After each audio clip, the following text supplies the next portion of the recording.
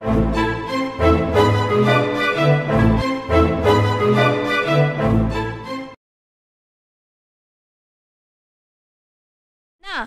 আমি ওদের সামনে যাব না, ব্যাস। পূজা, পাগলামি করিস না।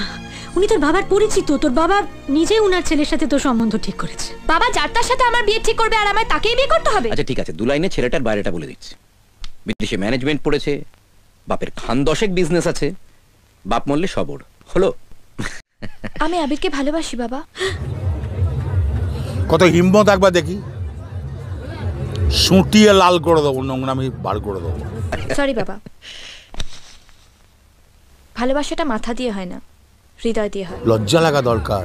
ও বড় চোর আছে, ওর সোর্স অফ ইনকাম কি আছে, ওর কি ছিল কি, আজ কি করে করলো, ও বড় চোর আছে।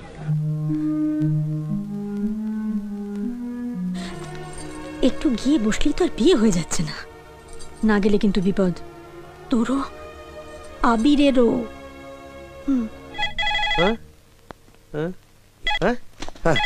শ্বশুর মশাই, আপনার হবু জামাই বলছি, একদম ফোন রাখবেন না, সোজা বাড়ি চলে আসবো। কিরকম বিয়ে কালে বাবা আপনি? পূজার বিয়ে আমার সঙ্গে ঠিক হয়ে গেছে, তারপরেও আপনি ওর জন্য অন্য জায়গায় বিয়ের ব্যবস্থা করছেন। এরপর বাড়িতে ঢিল পড়বে কিন্তু। পারবে না, লজ্জা লাগা দরকার, খুব দারুণ লজ্জার ব্যাপার। কটা বাজে হয়েছে? 4:15। 7টা পর্যন্ত টাইম দেওয়ার, 9টা পর্যন্ত আমি ঢুকে যাবো, কোনো কাহিনী শুনবো না, মেরে হাত পা ভেঙে দেবো। এই ব্যাপারে ইন্টারফেয়ার করি নাই, করবো না, আর যদি ভেবে নেয় তাহলে কিন্তু মুশকিল হবে কিন্তু।